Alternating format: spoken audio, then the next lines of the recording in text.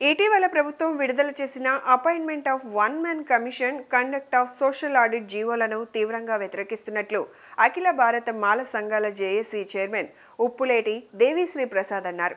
కేంద్ర ప్రభుత్వం మాత్రమే కమిషన్ ఆఫ్ ఎంక్వైరీ వేయాలని, రాష్ట్ర ప్రభుత్వానికి కమిషన్ ఏర్పాటు చేసే హక్కు లేదని స్పష్టం చేశారు. ఆర్ఆర్ మిశ్రా కమిషన్ కు చట్టబద్ధత లేదు అని ఆయన స్పష్టం చేశారు. రాష్ట్ర ప్రభుత్వం ఏర్పాటు చేసిన కమిషన్ తీసుకువస్తున్న జీవోలపై ఆయన మండిపడ్డారు. రాజ్యాంగంలో ఏర్పాటు చేసిన రిజర్వేషన్లపై ఎంక్వైరీ చేయడానికి ప్రభుత్వానికి అధికారం లేదని చెప్పారు. ఆర్ఆర్ మిశ్రా వెంటనే ఈ ఎంక్వైరీ నుండి తప్పుకోవాలని ఆయన డిమాండ్ చేశారు. ఈ రోజు యొక్క పత్రికా సమావేశం యొక్క ముఖ్య ఉద్దేశం ఏంటంటే, ఇటీవల ప్రభుత్వం విడుదల చేసినటువంటి 2 జీవోలు ఏవైతే ఉన్నాయో ఆ జీవోలు ఎస్సీ వర్గీకరణకు సంబంధించినటువంటి జీవోలు. ఎస్సీ వర్గీకరణ కోసం ఒకటేమో appointment of one man commission సంబంధించినటువంటిది, రెండవదేమో conduct of social audit and objections thereof అనేటటువంటి దాని మీద ఒక జీవో ఇష్యూ చేయడం జరిగింది. ఈ ఫస్ట్ జీవోలో ఇచ్చినటువంటి దానిలో కమిషన్ ఆఫ్ ఎంక్వైరీస్ యాక్ట్ కింద సెక్షన్ 11 కింద ఆర్ఆర్ మిశ్రా అనేటటువంటి వన్ మ్యాన్ కమిషన్ని అపాయింట్మెంట్ చేయడం జరిగింది. ఈ ఆర్ఆర్ మిశ్రా కమిషన్కి కొన్ని విధి విధానాలని రూపొందించి వాటిని అప్పచెప్పడం జరిగింది. ఈ ఆర్ఆర్ మిశ్రా కమిషన్ నియామకం సెక్షన్ 11 కింద అపాయింట్మెంట్ చేయడం జరిగింది. Section 11 of the commission of enquiries act కింద.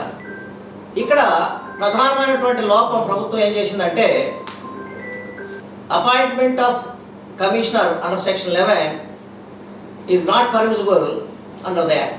సెక్షన్ 11 కింద అపాయింట్ అయినటువంటి వన్ మ్యాన్ కమిషన్కి చట్టబద్ధత లేదు అనేటటువంటి విషయాన్ని మేము తెలియజేస్తాం. ఎందుకు లేదు అంటే, కమిషన్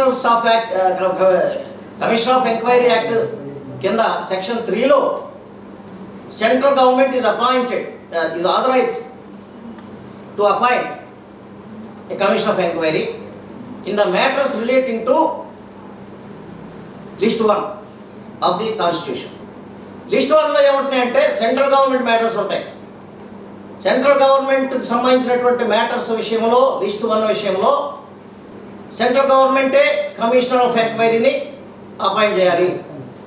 లిస్ట్ 2లో స్టేట్ గవర్నమెంట్కి సంబంధించినటువంటి అంశాలు ఉంటాయి. లిస్ట్ 2లో ఉన్నటువంటి అంశాల మీద state government is empowered to issue appointment of commission of enquiries. List 3లో కాంకరెంట్ లిస్ట్ అంటాం. కాంకరెంట్ లిస్టులో సెంట్రల్ గవర్నమెంట్ స్టేట్ గవర్నమెంట్ రెండు కూడా ఈ ఫస్ట్ లిస్టు సెకండ్ లిస్టులో లేని ఏ అంశాలు ఏమైనా ఉంటే అవి లిస్ట్ 3లో కవర్ అవుతాయి. దాని మీద ఇద్దరికి కూడా అధికారం ఉంటుంది. సెంట్రల్ గవర్నమెంట్కి ఉంటుంది, స్టేట్ గవర్నమెంట్కి కూడా ఉంటుంది. కాబట్టి స్టేట్ గవర్నమెంట్ సెంట్రల్ రెండు కూడా అపాయింట్ చేయొచ్చు. కానీ ఇక్కడ తప్పు ఎలా జరిగిందంటే, రిజర్వేషన్స్ అనేటువంటిది రాజ్యాంగ సంబంధమైనటువంటి మ్యాటరు. షెడ్యూల్ అనేటువంటిది ఆర్టికల్ 341 ప్రకారంగా ప్రెసిడెంట్ ఆఫ్ ఇండియా ప్రకారంగా ఏర్పాటు చేసినటువంటి షెడ్యూల్ ఇది రాజ్యాంగంలో ఏర్పాటు చేయబడింది. కాబట్టి రాజ్యాంగంలో ఏర్పాటు చేసినటువంటి ఏ విషయమైనా సంబంధించిందైనా కానీ సెంట్రల్ గవర్నమెంట్కే పవర్ ఉంటుంది. కాబట్టి అలాంటి రాజ్యాంగంలో ఏర్పాటు చేసినటువంటి రిజర్వేషన్ సౌకర్యం మీద ఎంక్వైరీ చేయడానికి commission of enquiry only list 1లోనే పర్మిషన్ ఉంది, కానీ సెక్షన్ 11లో లేదు. సెక్షన్ 3 కింద లిస్ట్ 1లో సెంట్రల్ గవర్నమెంట్ లిస్ట్ ప్రకారంగా సెంట్రల్ గవర్నమెంటే should appoint a commission of enquiry to conduct inquiry into the matters relating to schedule caste. This is our first objection. అందుకు విరుద్ధంగా రాష్ట్ర ప్రభుత్వం సెక్షన్ 11 కింద ఈ యొక్క కమిషన్ ఆఫ్ ఎంక్వైరీని అపాయింట్ చేసింది. సెక్షన్ 11 కింద అపాయింట్ చేయడానికి రాష్ట్ర ప్రభుత్వానికి ఏ రకంగా అధికారం లేదు. ఎందుకంటే అది అపాయింట్మెంట్ సెక్షన్ కాదు. అపాయింట్మెంట్ ఒకటే కాదు, సెక్షన్ 4(5)లో powers and authorities given to the commission అనేటువంటి దాని గురించి ఉన్నాయి. కాబట్టి సెక్షన్ 3లో అపాయింట్మెంట్ చేయాలి. సెక్షన్ 4(5)లో ఉన్నటువంటి powers and authorities should be delegated to the commission. Then only the commission is empowered to act as a commission of inquiry, and then it is empowered to collect information, anything which is required by him. So అందువల్ల ఈ రెండిట్లో అది చాలా తప్పు చేసింది రాష్ట్ర ప్రభుత్వం. రాష్ట్ర ప్రభుత్వం యొక్క మిస్టేక్ వల్ల మొత్తం వన్ మ్యాన్ కమిషన్ ఫంక్షనింగ్ అంతా కూడా అన్కాన్స్టిట్యూషనల్గా అయిపోయింది, రాజ్యాంగ విరుద్ధంగా అయిపోయింది. కాబట్టి ఇతను ఆల్రెడీ ఫంక్షన్ చేస్తున్నారు, అనేక ప్రాంతాలని విజిట్ చేశారు, అనేక ప్రాంతాల్లో మరి మరి ఎస్సీలు ఎవరైతే ఉన్నారో వీళ్ళందరూ కూడా వారి యొక్క అభ్యంతరాలను తెలియజేస్తున్నారు. మేము కూడా ఇచ్చాం, నేను మచిలీపట్నం ఇచ్చాను, ఈయన గుంటూరులో ఇచ్చారు, ఒంగోలులో ఇచ్చారు, విశాఖపట్నం ఇచ్చారు, నెల్లూరు, ఒంగోలు అన్ని చోట్ల కూడా, కాకినాడ అన్ని చోట్ల కూడా మా యొక్క అఖిల భారత మాల సంఘాల జేసీ సభ్యులు ఎవరైతే ఉన్నారో వీళ్ళందరూ కూడా చాలా వెహిమెంట్లీ opposed the appointment of commission as well as the powers and authorities given to the commission also, and also the process of sub-classification of SCs. So దీని మీద చాలా వెహిమెంట్గా మేము అపోజ్ చేశాం. ఇవన్నీ కూడా వాళ్ళకి చెప్పాం, మా యొక్క అబ్జెక్షన్స్ అన్నీ తెలియజేశాం. తెలియజేసిన దాని మీద కూడా ఇంతవరకు స్పందన లేదు ప్రభుత్వం నుంచి. అందుకని చెప్పి మేమంతా కూడా ఏం చేసామంటే ఇవాళ హైకోర్టులో రిట్ ఫైల్ చేయడం జరిగింది. Appointment of one man commission under section 11 of the Commission of Enquiries Act కింద చేసినటువంటి నియామకం చెల్లదు, ఇది రాజ్యాంగ విరుద్ధం. కాబట్టి అతను వెంటనే తన యొక్క విధుల నుంచి తప్పుకోవాలి. అతను ఏ రకమైనటువంటి సమాచారం సేకరించడానికి వీలు లేదు అని చెప్పి మేము డిమాండ్ చేస్తున్నాం.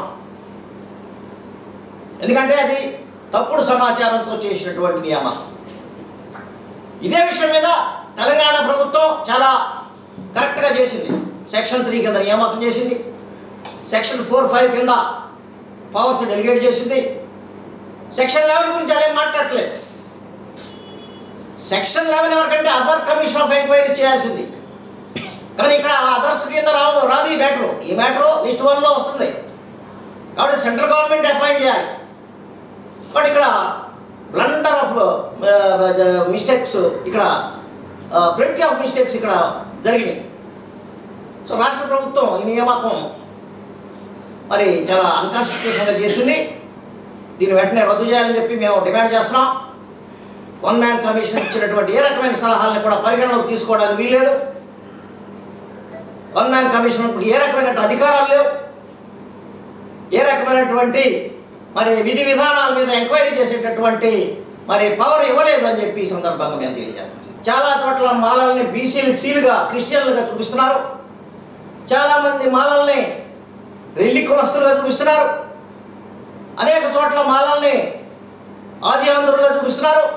దీనంతా ఉద్దేశం ఇదే కాదు, మరి చాలా చోట్ల రిలీజియన్ కాలంలో అన్నీ బ్లాంక్గా పెట్టి డేటా అప్లోడ్ చేశారు. రిలీజియన్ బ్లాంక్ పెట్టినప్పుడు ఏ రిలీజియన్ అనుకోవాలా, క్రిస్టియన్ అనుకోవాలా, హిందూ అనుకోవాలా, బుద్ధిస్ట్ అనుకోవాలా? నీకు హిందూ అయితేనే ఎస్సీ అవుతారు, క్రిస్టియన్ అయితే బీసీగా మారిపోతాడు. కాబట్టి ఇదంతా ఒక పథకం ప్రకారంగా మాల యొక్క జనాభాని తగ్గించి చూపించి, మాదిగల్ని ఎక్కువగా చూపించి వాళ్ళకి ఎక్కువ బెనిఫిట్ చేయాలనేటువంటి ఒక దురుద్దేశపూర్వకమైనటువంటి విధానంతో చేసినటువంటి ప్రక్రియగా మేము భావిస్తున్నాం.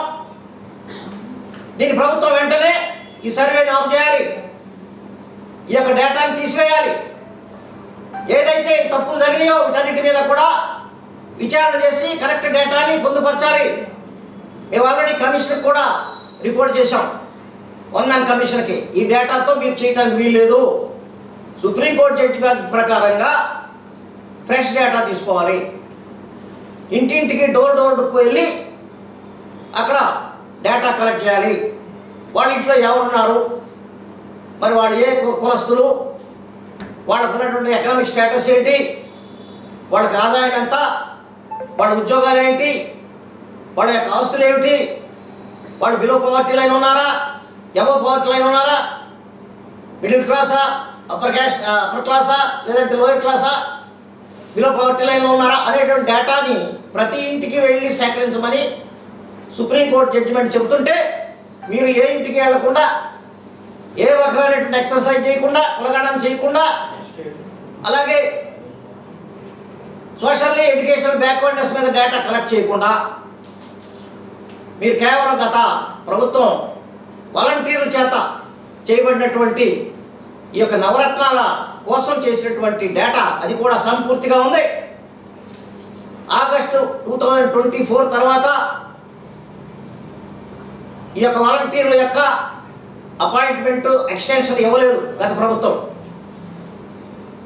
వాలంటీర్లకు ఎక్స్టెన్షన్ ఇవ్వకుండానే వాలంటీర్ల చేత కలెక్ట్ చేసింది డేటా.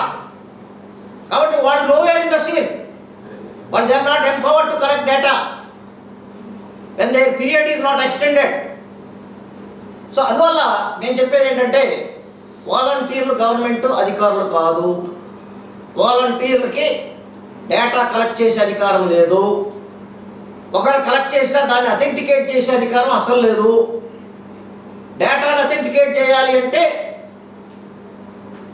మరి ఆ యొక్క కన్సర్న్ పర్సన్ యొక్క యాక్సెప్టెన్స్ ఇవ్వాలి, ఆ డేటా మీద సంతకం చేయాలి అతను. Yes I'm SC, I'm Hindu, I'm so and so, I'm Christian, I'm employee, ఇట్లా అతను సర్టిఫై చేసి అతను సంతకం చేయాలి.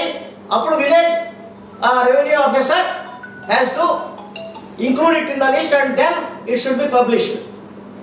అవేం జరగకోకుండా వాలంటీర్స్ చేత ఏదో ప్రైవేట్గా చేసినటువంటి డేటాను తీసుకొచ్చి దాన్ని అప్లోడ్ చేస్తే దానికి అథెంటిసిటీ లేదు. కాబట్టి దాన్ని వెంటనే కూడా రాష్ట్ర ప్రభుత్వం నిలుపుదల చేయాలి. ఈ యొక్క ఏదైతే వన్ మ్యాన్ కమిషన్ ఉందో అది రాజ్యాంగ విరుద్ధము. సార్ చెప్పినట్లుగా కమిషన్ ఆఫ్ ఎంక్వైరీస్ సెక్షన్ 3 ప్రకారం అపాయింట్ అవ్వాల్సినటువంటి రాజీవ్ రంజన్ మిశ్రా గారు సెక్షన్ 11 ద్వారా అపాయింట్మెంట్ అవటంలోనే దాంట్లో కుట్ర దాగి ఉంది. అది ఏంటంటే రాష్ట్ర ప్రభుత్వం ఎలాగైతే ఆడిస్తుందో ఆ విధంగా ఆడించబడటానికి ఆ యొక్క కమిషన్ ఏర్పాటు చేయబడింది. అట్లని సోషల్ ఆడిట్ అనేది అది చాలా తప్పులు తడక. మా ఫ్యామిలీలోనే ఒక మెంబరు మాదిగా అనేటటువంటి మాల అయితే మాదిగా పడింది. అది ఎన్ని ఉన్నాయంటే కొన్ని వేల తప్పులు ఉన్నాయి ఆ డేటాలో. మరి గవర్నమెంట్ అంత గుడ్డిగా అంత ఎందుకు ముందుకెళ్తుంది అనేది గవర్నమెంట్కి తెలియాలి. త్వరలో ఒక గొప్ప ఎదురు దెబ్బ అయితే గవర్నమెంట్ తగులుతుంది. మా చైర్మన్ గారు ఈరోజు గౌరవ హైకోర్టులో 2 పిటిషన్లు దాఖలు చేయడం జరిగింది. ఒకటి కమిషన్ని వ్యతిరేకిస్తూ, 2 సోషల్ ఆడిట్ సంబంధించిన డేటా ఏదైతే ఉందో అది చాలా తప్పుల తడగా ఉంది, దాన్ని విరమించుకోవాలని చేయడం జరిగింది. తప్పనిసరిగా అఖిల భారత మాల సంఘాల జేఏసీ ఆధ్వర్యంలో చైర్మన్ గారు ద్వారా వేసినటువంటి ఈ 2 రిట్ పిటిషన్లు కూడా మేము విజయం సాధిస్తామని చెప్తా ఉన్నాము. కమిషన్ని వ్యతిరేకిస్తున్నాము, సోషల్ ఆడిట్ సంబంధించిన డేటాను కూడా మేము వ్యతిరేకిస్తున్నాము. జైబీ.